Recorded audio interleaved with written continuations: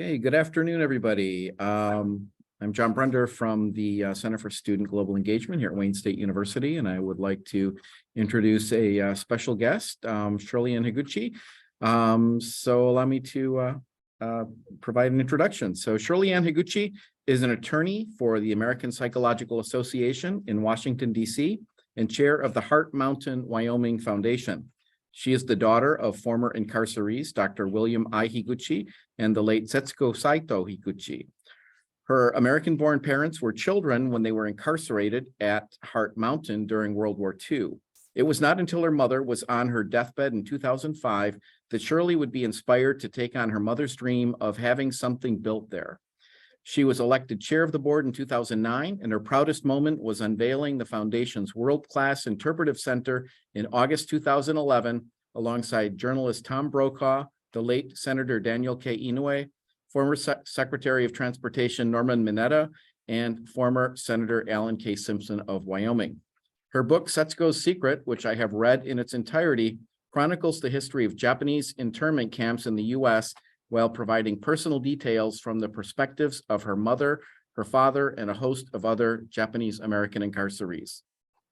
Shirley has a special connection with the state of Michigan, having graduated from Ann Arbor Huron High School, go River Rats, and the University of Michigan, go Blue.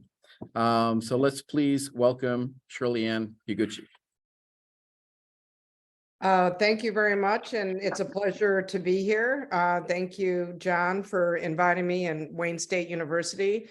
The first thing that we would like to do that I think is helpful for the audience is show a 5-minute film clip that was created actually by my cousin, whose mother, Setsuko's younger sister, my aunt, was born at Heart Mountain. So there is this connection not only with the book. We talk about the Saito family, but the film was created by a Saito descendant. And why don't we go ahead and roll the film?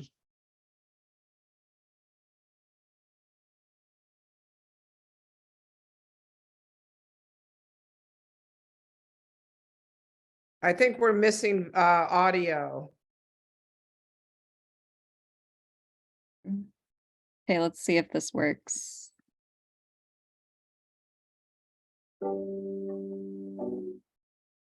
I always knew that my parents met as children at a place called Heart Mountain in Wyoming. And my mother, Setsuko, always called it a place of love. It was only after she died, however, that I learned the truth. Heart Mountain was a prison. 14,000 Japanese Americans were incarcerated there during World War II for the crime of looking like the enemy. Setsuko's Secret is my attempt to understand the lives of my family, myself, in the complicated history of the Japanese American experience. Both sets of my grandparents immigrated from Japan. The Higuchis came first, arriving in 1915 from Saga on the southern island of Kyushu. They started farming in Santa Clara County, California. My mother's parents, the Saitos, came in 1918 and in 1923. They lived in San Francisco's Japantown and opened a store. Life in California was hard for Japanese Americans. State law banned immigrants from owning land, and Caucasian neighbors often resented their success.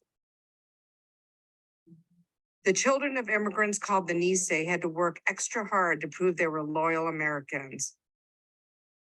Despite hardships, many Japanese Americans found the good life and made their way in society. Some became professionals and owned their own home, and others excelled in college. But then came December 7th, 1941. After Pearl Harbor, wartime hysteria and racism intensified towards Japanese immigrants and Japanese American citizens. They called them spies or saboteurs, despite the lack of evidence. Then on February 19, 1942, President Franklin Roosevelt signed Executive Order 9066, which allowed the military to ban Japanese Americans from the West Coast. Census records told the government where to find Japanese Americans. Signs posted in neighborhoods said they had just days to pack and leave. They could only bring what they could carry.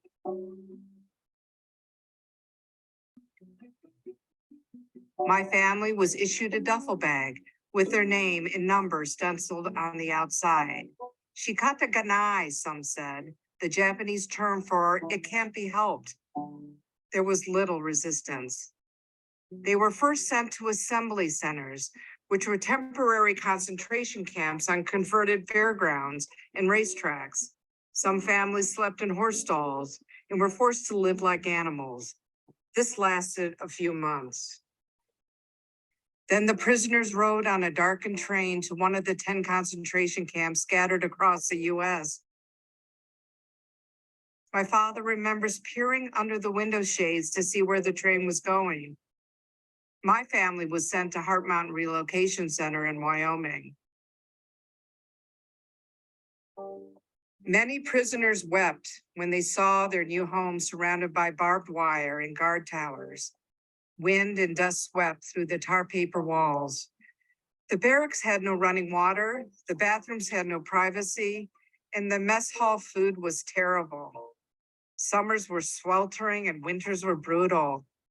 The prisoners repeated another term, gaman, which means endure. In spite of this treatment, many incarcerees yearned to serve the country that imprisoned them. They enlisted in the army and fought bravely in Europe and the Pacific. But others stood up for their rights. More than 80 men at Heart Mountain resisted the military draft as long as they were prisoners. They were convicted and sent to federal prison. The rest of the Japanese American community shunned them for decades. My parents and grandparents spent 3 years behind barbed wire.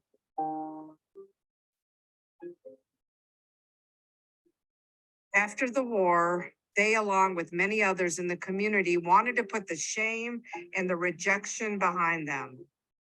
They never talked about it. My generation, called the Sansei, could not understand why. Only after my mother died did I realize the depth of her commitment to preserving the memory of the incarceration. She inspired me to understand this part of my family's history and my community's experience.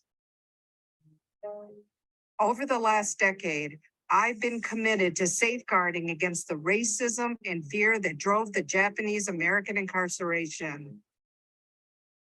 It was my mother, Setsuko, and her secret that taught me, and hopefully you, that we can never relax in the fight for justice.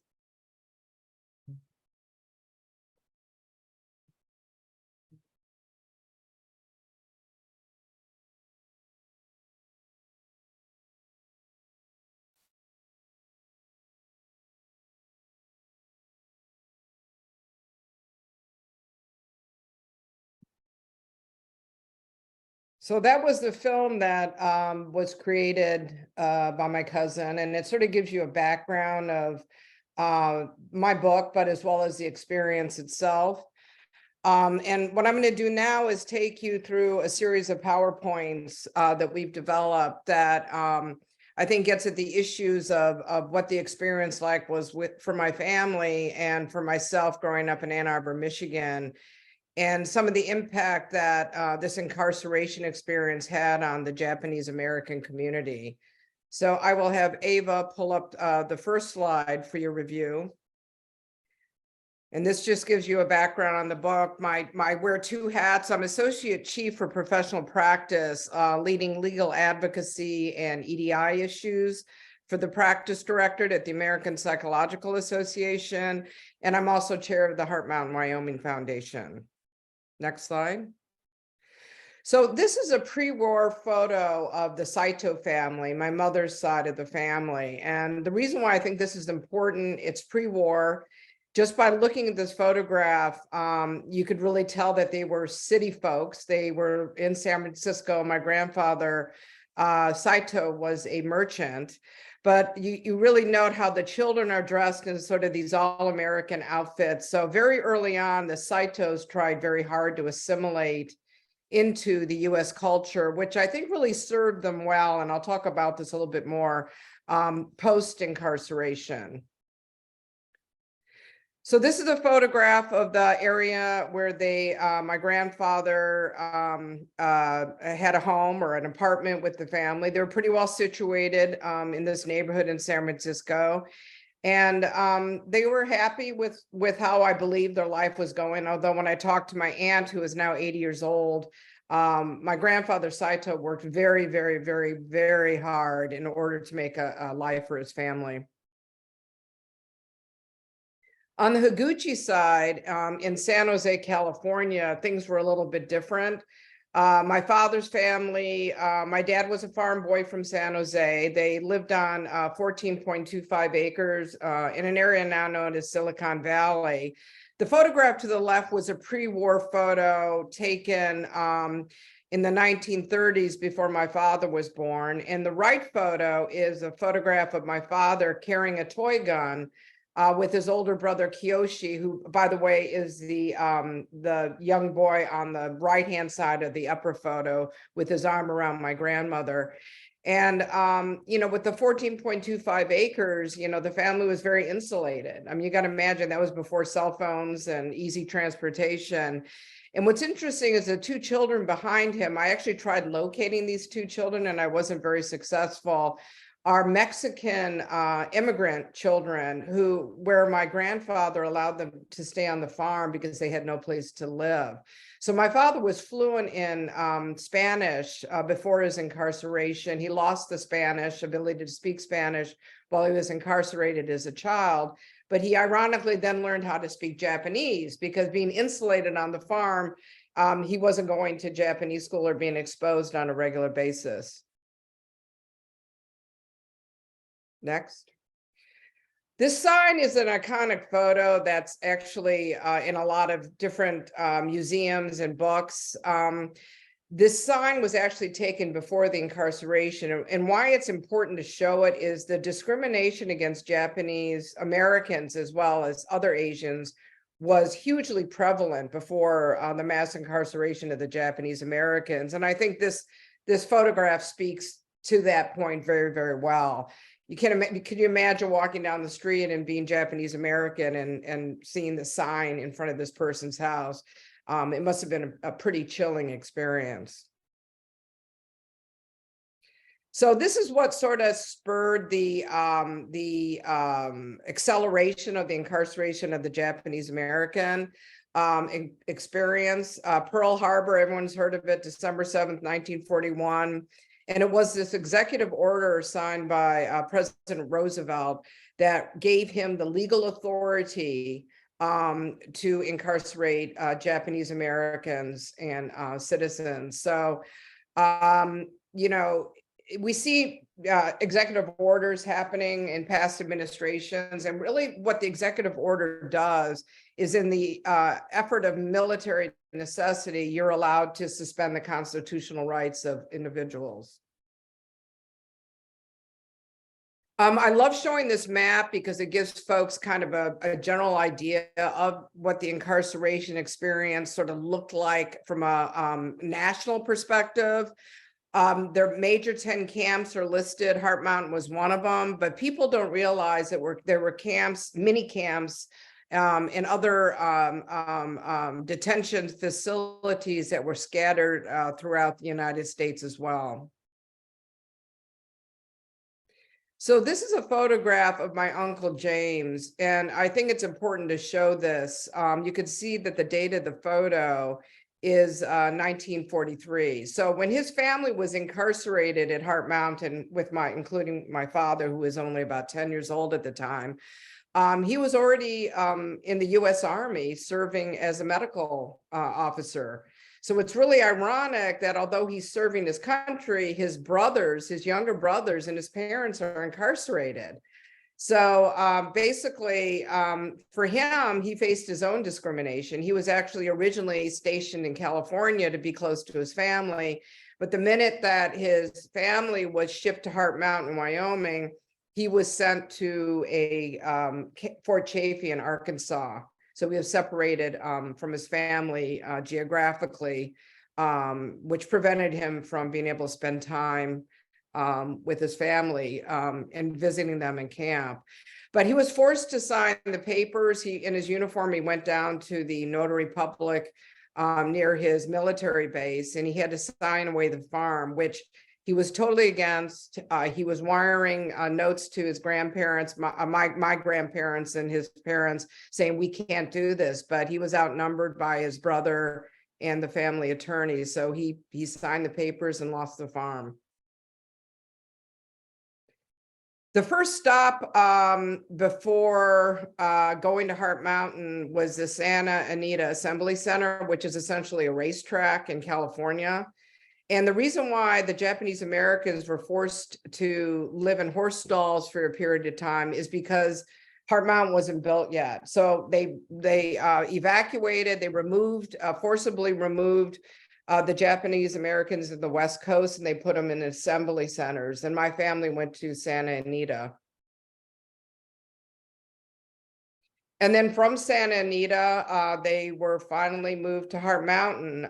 This is a Department of Interior photograph. So basically, since it's a government photograph, it's going to look a lot better than it really looked. But this is from a government photograph lens, what it looked like back then. We were able to dig up actually photos that were taken by my father that are a little bit more graphic later on in the PowerPoint.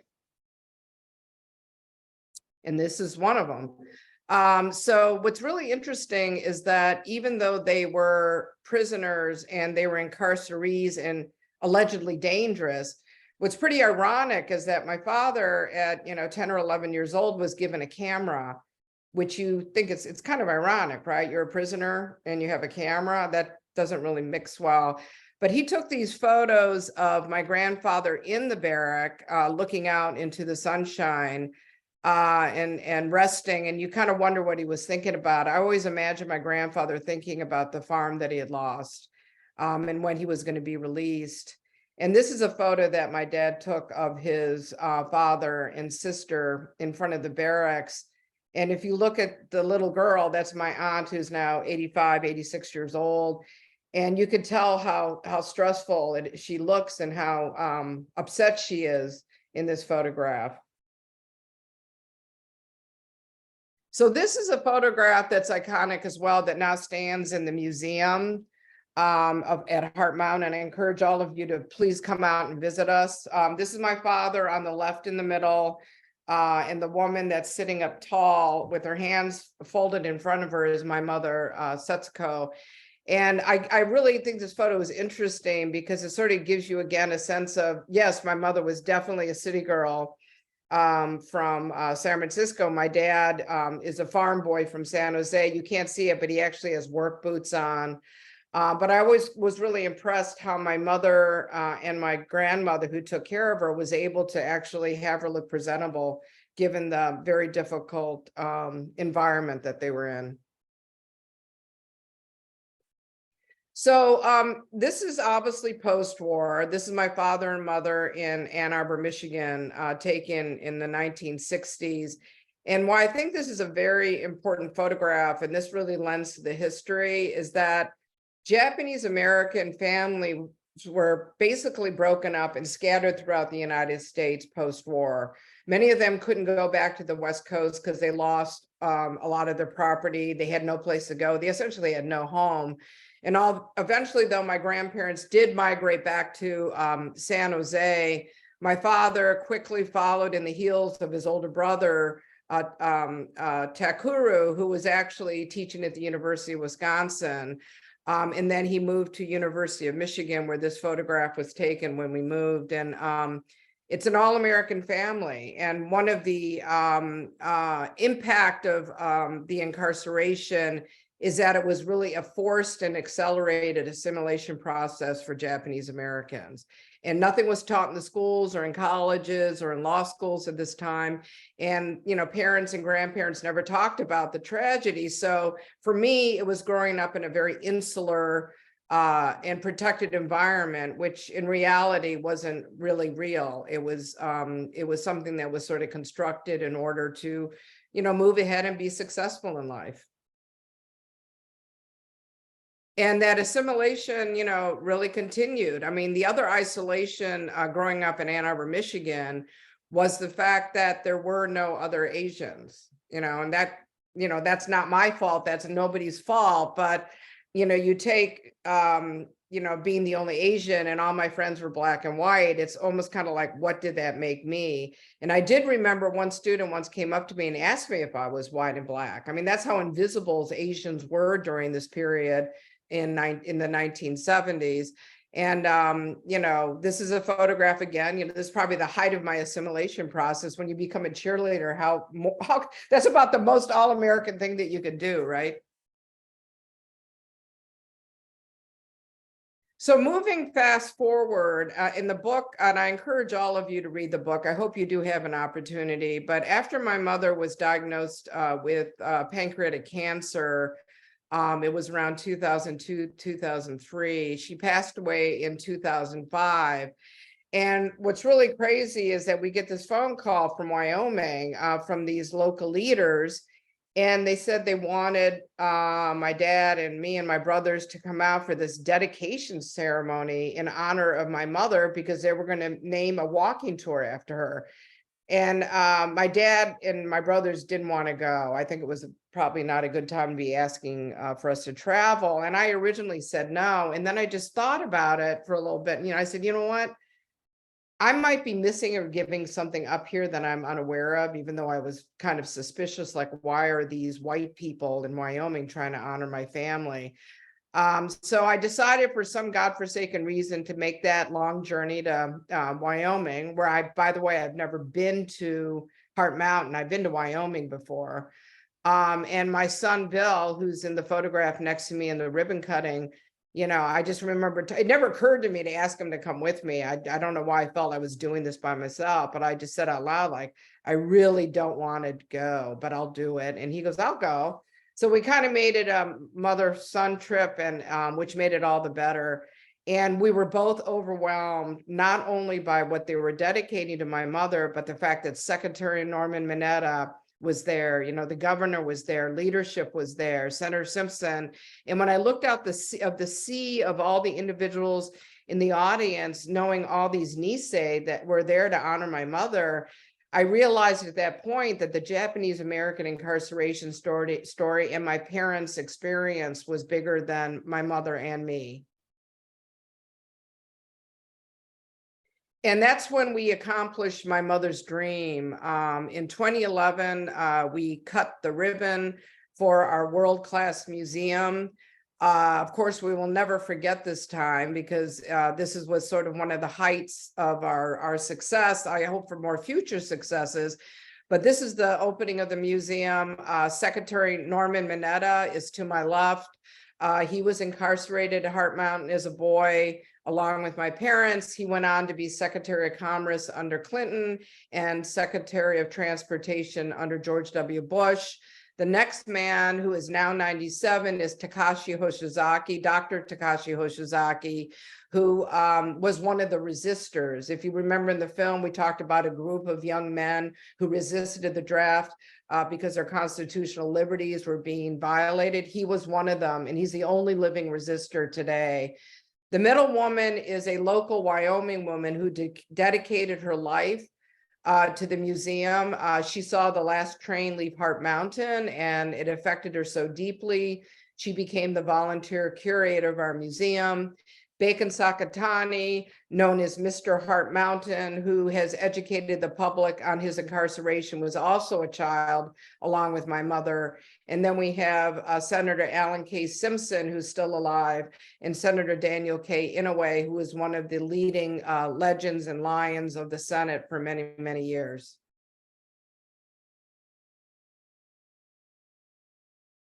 So one of the things I think that John wanted me to discuss was some of the advocacy works and the analogies that we've made with respect to the Japanese American incarceration. If you talk to a lot of Niseis, which is my father's generation or my generation, the Sansei, it's almost like the Nisei feel like from a career or a stability perspective, their time is past.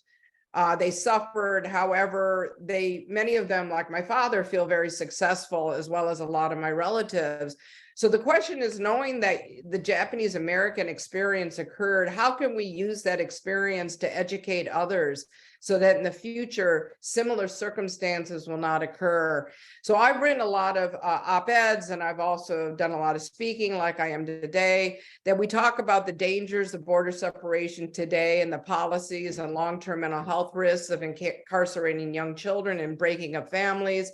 And then we also talk about how the Japanese Americans were incarcerated using false information or misusing federal data like the census.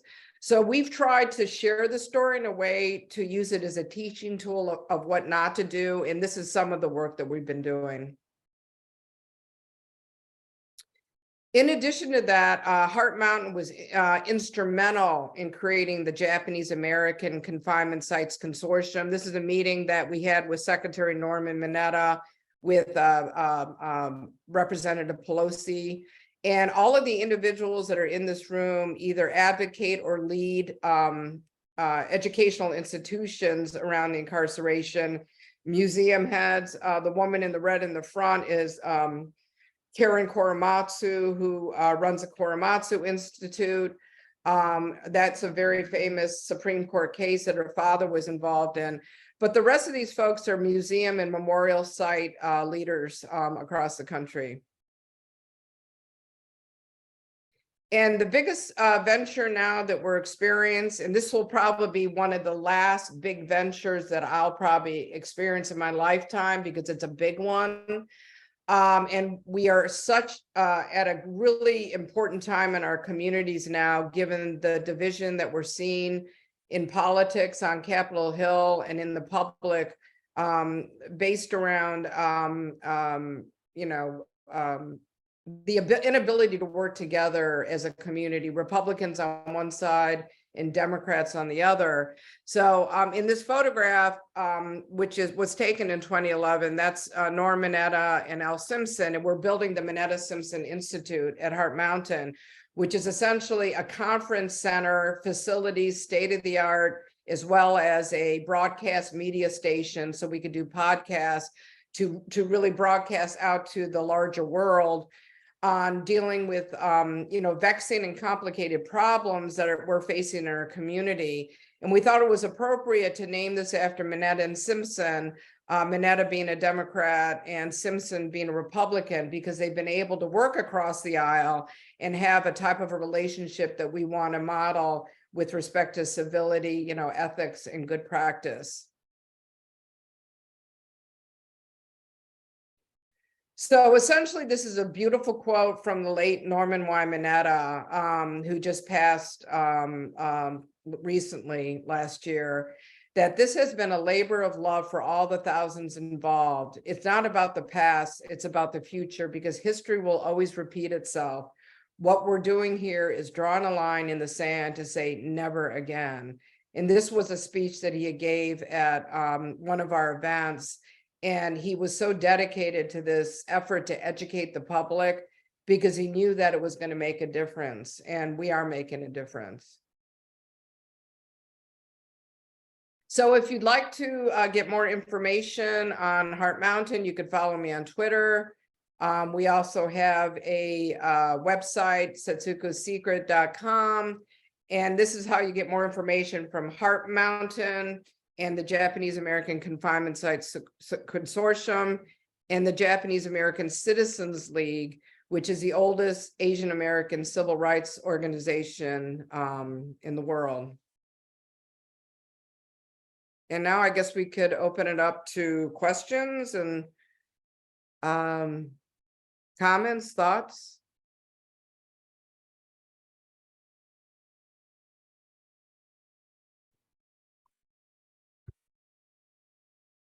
Yeah, just So Yeah.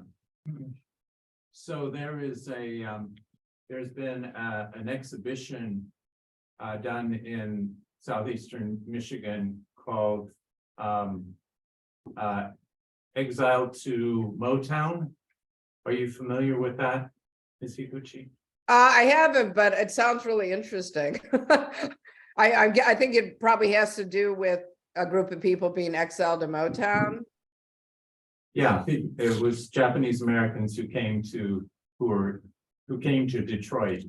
I don't know that they were necessarily sent specifically here, but I think the exhibition was put together by a couple of Japanese American researchers, along with the Detroit Historical Society. So it's traveled to a couple of different venues in different sort of incarnations, but we're planning to have it here at Wayne State University in our Oh, wow. anthropology museum, either this fall or next spring. So we have that planned. How long will it be there? We're still in the process of negotiating what the exact plans will be. We have a meeting next month, but we'd love to be in contact about that and give you an opportunity to share with people really in connection with that exhibition, if you'd be willing. Oh, I'd love to. I think that it's just a matter of, the timing, if I'm available and, if I can get out there. But yeah, if I could do like a book event paired with that, that would be great. I mean, make my books available and be available for a talk. That would be great. Just the sooner you get more information on it, please let me know, because again, for me, I'm already got my 2024 calendar in front of me and starting to fill it out. So thank you. Okay, I will do that. Thank you so much. Appreciate your presentation.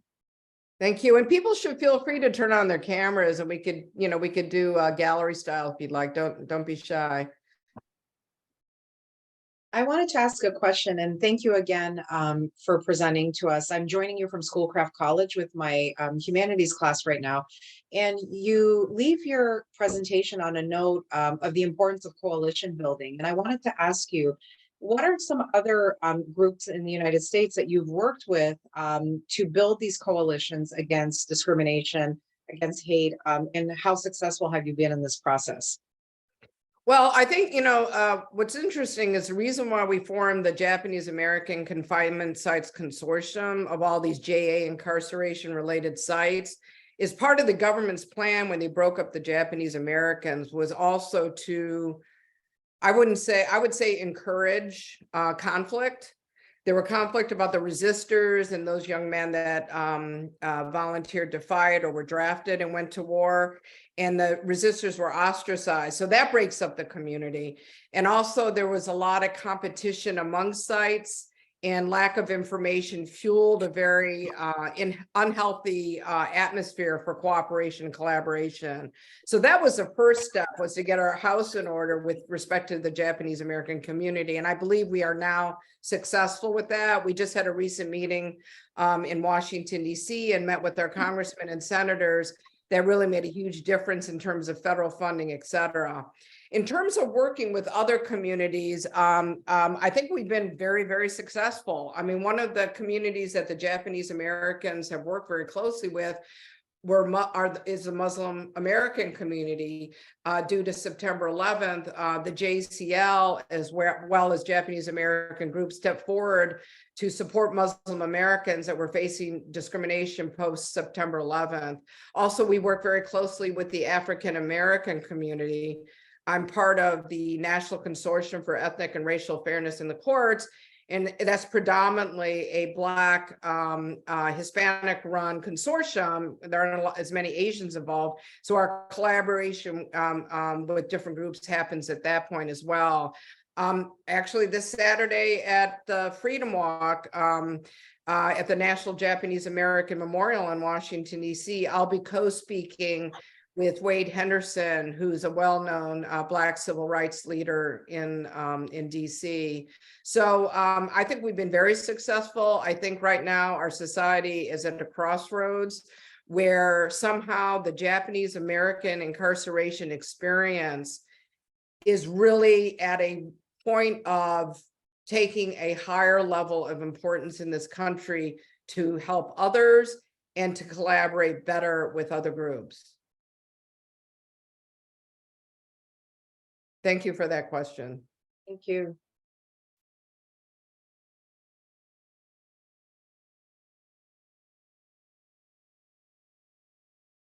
Oh, and then Ava actually put something in the chat. We have also had some this is very good, Ava. Thank you very much for this.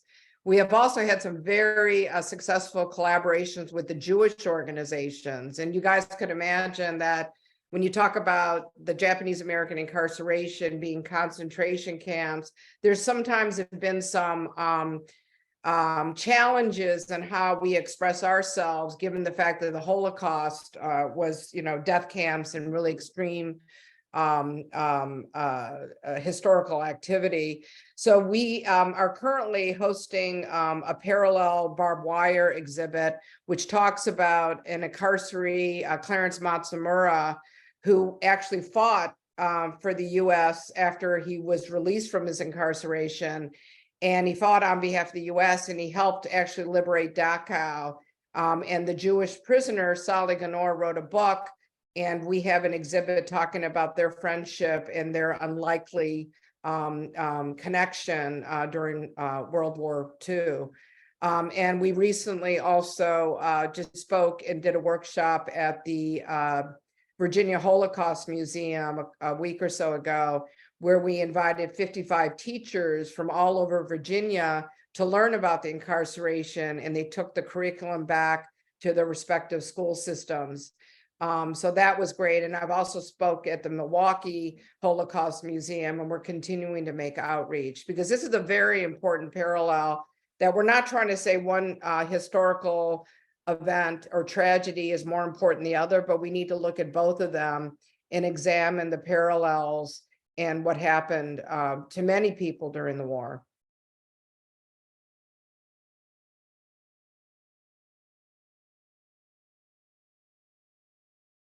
I have a question.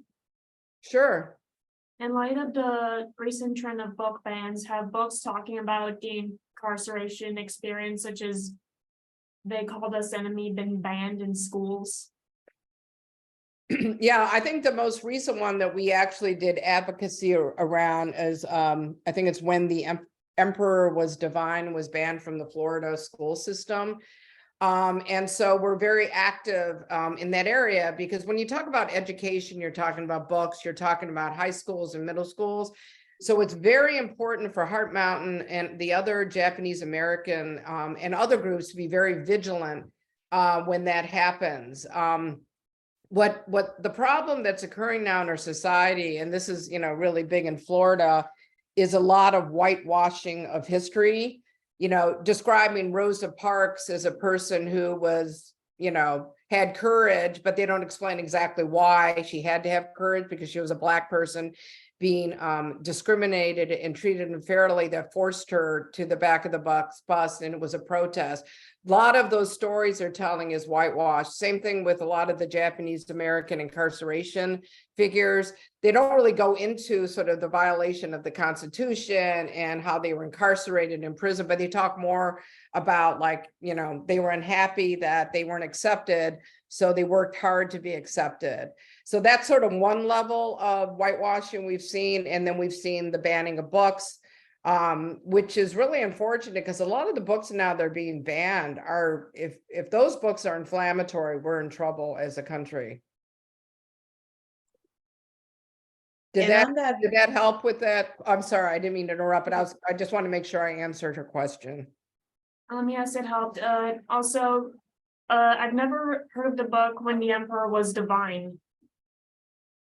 Well, you could probably, I don't think I have a copy. Hey, Ava, off the top of your head, what was the author of So that? the author is Julie Otsuka, and actually the banning of this book was at a school district, I believe, in Wisconsin. And Oh, it was so Wisconsin. so Okay. actually much closer to Michigan, and it wasn't a ban like we think of as like a hard stop ban, but it's something kind of more subtle. Rather, a teacher wanted to include it in her curriculum, and then the school board voted against it. And so it really kind of, it ties in with culture wars we're seeing across the United States, conversations we're having about discomfort, uncomfortable history in the United States. But I will find a link more about And then- that. I'll drop it Yeah, in and the then stick it in the chat so people can take a peek Yeah. at that. I'm sorry, Helen, you had a question? Yeah, I wanted to ask you, now that you're on the topic of sort of, whitewashing of history, if you would speak a little bit about the whitewashing of the immigration trajectory in the United States in general. Like, I think, for example, my parents are immigrants as well. And I did not know, for example, that in the United States, the KKK had aggressively targeted Greek immigrants at the turn of the century, with violence, with boycotting of their organizations, their businesses, and how, in order for white immigrants to really become American, I mean, there was quite a process that they underwent. So I was just wondering if you could share a little bit of that history with the students here. Well, I mean, the reality is immigration issues have always been at the convenience of politicians and the government. The Chinese Exclusion Act, banned Chinese people, and maybe that might have encouraged them when there was a labor shortage for Japanese to immigrate from Japan, and when that got out of hand, they incarcerated or they limited their ability to own land and to immigrate. So I think that any immigration country, any country that has immigrants coming in, I think it really depends on sort of the climate politically that influences. And if this impacted your family against Greeks, it was probably for some political or economic reason why they were being prohibited from entering the country. But this is, currently a hot topic now in terms of the status of immigrants in the US. I think it's always constantly being monitored. And when you see these incarceration and prison family detention centers that are popping up across the country, it really amplifies, how seriously involved the government gets when they're feeling threatened by, immigration type issues. If I can jump in real quick, it's Helen. Thank you for sharing, first of all. And something I do want to share is, amidst this horrible chapter of history, we do have some small stories of solidarity here and there that I also like to share, to show that, some people were brave and kind of showed resistance in other ways. And there's a Greek family in Cody, Wyoming that owned a restaurant and actually would feed the staff of the Heart Mountain newspaper, because they were allowed to leave camp to go burn the midnight oil and publish at the offices of the local newspaper. And this family who had this Greek restaurant knew what it was like to be discriminated against. And so they would share food with the Heart Mountain staff of this newspaper and showed them kindness in a time when not many were showing them kindness. Yeah, I mean, and Ava describes Heart Mountain staff. They were still Heart Mountain prisoners, right? Yeah, so what they would do at the convenience of the government at Heart Mountain, they would release prisoners to work and do things and produce things, and that required them to go into town. And Ava, that's a real touching story. Thank you for bringing that up. It really added a personal element to the discussion. That there are compassionate witnesses that were out there that helped Japanese Americans and showed great compassion. And one of them was the Williams Marshall family in LA, who were honoring this summer at our pilgrimage. And this Black family protected the Hoshizaki home while they were imprisoned at Heart Mountain. And that was something that was never forgotten by the family, the Japanese American family. And there's also this really touching story in my book about how that family, when they were at the Santa Anita racetrack, they brought ice cream and pie a la mode to the Hoshizaki family because they were afraid that they were starving in there or they didn't have enough food. So that is in the book. I talk about the Hoshizaki family in depth. And we also mention the generosity of the Black community, in particular, the Marshall Williams family. Thank you. And I wanted to ask you another question. if you could just share with students your thoughts on, what do you attribute the wave of anti-Asian violence that we've seen in, the last few years when we compare that to for example, to the myth, of course, of the model minority, right? Because the perception is that Asian Americans are generally this well integrated, well assimilated and accepted population, and yet we're seeing on the ground the reality that they continue to be victims of violence. Well, what's really scary and heartbreaking about the recent violence against the Asian American community is that what is happening with respect to that and the reaction to COVID and blaming the Chinese and then going after every other Asian, that looks Asian or Chinese, is something that really happened during World War II, prior to the Japanese American incarceration, with both Chinese and Japanese Americans. So it's a repeat of history. I mean, I read that quote from Secretary Norman Mineta that if we don't continue to educate and talk about these issues and be vigilant, not vigilantes, vigilant, that it will happen again. And lo and behold, during COVID, we saw an increased outbreak, like 110% outbreak against Asian Americans. And like for me and Ava, not only for ourselves, but we have, parents and grandparents that look like those that are being beaten up and pushed and shoved and murdered. So it really, really sends a real chilling effect on the community when this is happening. And what I had a couple of colleagues who were authors. One was Vietnamese, and she said that she went to a store, I guess it was a Costco or something in California. And here she's a professor at a well-known university and an author. And she was, criticized and had racial slurs hailed at her. And, she said, I just was so upset about it that I verbally attacked this guy back and said, leave me the F alone. And I realized at that moment when she was telling me the story that if I were to go to a store and walk around, that could easily happen to me. People see a person's face first and they don't check to see whether they speak English or they don't speak English or who they are. And so it becomes a very unsafe environment for anyone who has an Asian face. And Ava, do you want to talk about what you put in the chat? Yeah, so actually, thank you for bringing up this topic because as you can see, racism rears its ugly head whenever it can. And in our recent context, that has been with the COVID-19 pandemic, but also in pandemics of the past, like some of you may remember the SARS epidemic, also, but dating all the way back to the Middle Ages, this is something that has happened.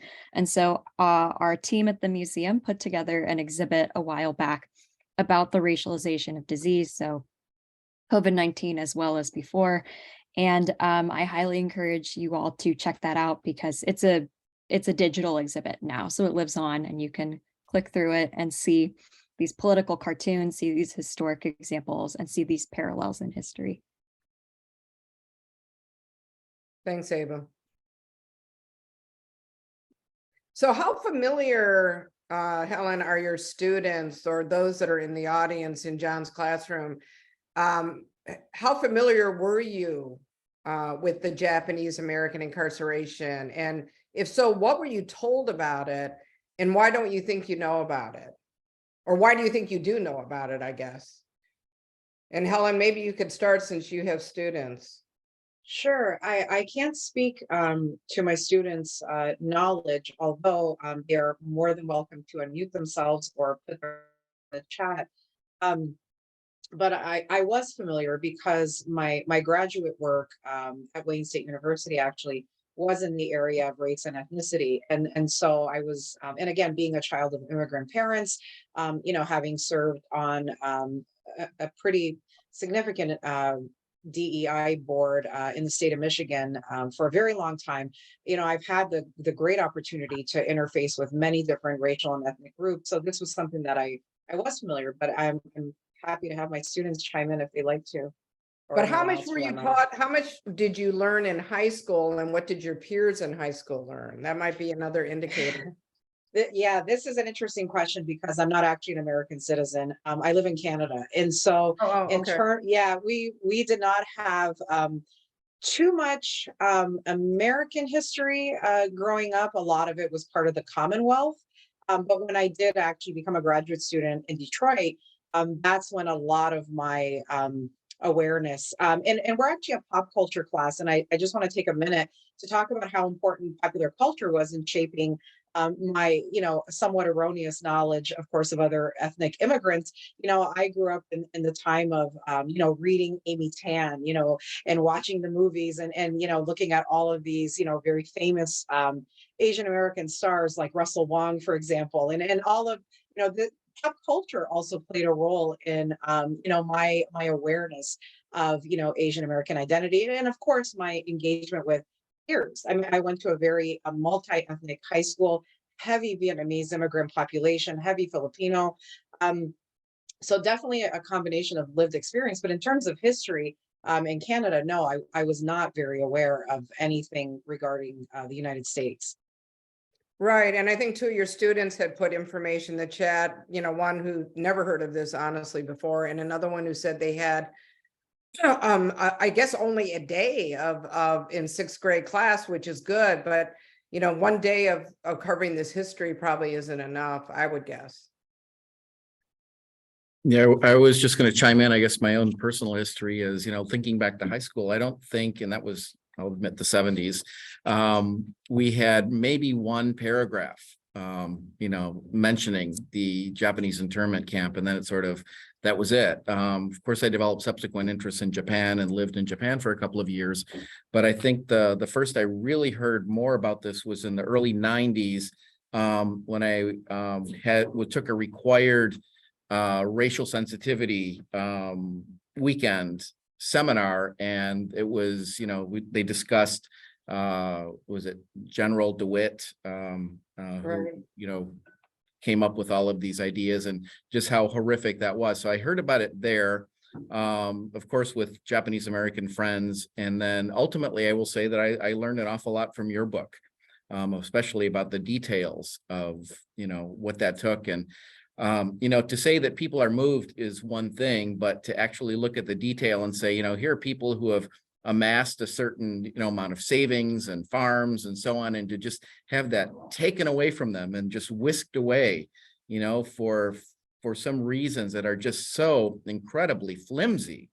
And to have, everything turned upside down, and really because of race, because German Americans, Italian Americans, they weren't touched, right? And either were Japanese Americans east of the Mississippi. So for whatever reason, Or in Hawaii, where the actual Yeah. danger could presumably exist. right. So it's very strange and very random. And, we really need to look at these kind of policies. But one question I did want to ask you, Shirley, is obviously, and unfortunately, this is not an isolated idea to incarcerate or, move a particular group of people from one place to another. I mean, it has happened historically, and it's happening concurrently. And I'm not going to mention Xinjiang as an example, but I'm in China. So I won't go into the details, but I'm curious if there are any academic conferences or, literature devoted to the idea of people being incarcerated, groups of people being moved and being forced to assimilate or separate or whatever it happens to be. Are there any sources you might refer us to or that you're aware of? Ava, I don't know if you could think, I've never actually been asked that question on the spot. I don't have a list of resources with me, but I'm sure Ava and I could send a list of resources that we may have at our fingertips. Does anything pop into your head, Ava? Oh, you're on mute. Oops. So sorry, I was thinking about something else you said, but Densho is a wonderful resource. And then also there are partner organizations such as obviously other JAX members. So there's the Museum of the Japanese American National Museum also. Mhm. And John was thinking more of like resource that talk about other kinds of incarceration. Are you talking about? outside of Japanese American Yes, incarceration. okay. Actually, Yeah. so I was just about to drop a link in the chat, but there recently was done in collaboration with Japanese organizations as well as other organizations about just the general internment of enemy aliens in the United States. So while German and Italian Americans were not incarcerated nearly at the scale that the Japanese American community was, it was something that still happened, and without, as we can see with the just Japanese American community, without just cause in these cases. So the link I just dropped is the online exhibit of the online version of that exhibit, which is currently on display at the University of Maryland. And it takes a little while to read, but it has quotes and documents from Japanese, Italian, and German Americans kind of detailing their experience and kind of feeling solidarity through that same process of humiliation. Like there was one student who was taken out of his high school classroom for questioning just because he was German American. And he was like, I'm a high school student. Like, what are you doing? But so similar stories that we see to Japanese Americans. So highly recommend checking that out. Oh, it just occurred to me, I was in Birmingham, Alabama a few weeks ago at the Civil Rights Museum, and they did have some exhibits that at least, mentioned the Japanese American incarceration and some other, unfortunate episodes in American history. So yeah, there's certainly people who are drawing correlations, and I think it's an important, important subject worthy of exploration. Yeah. And there's also something I will note that not many people know about is there were also some members of the Alaska Native community who were also held in these camps. Because at this point, some Japanese Americans, many Issei, so of the immigrant generation, had moved to Alaska, had met and married Alaska Natives and had children with them.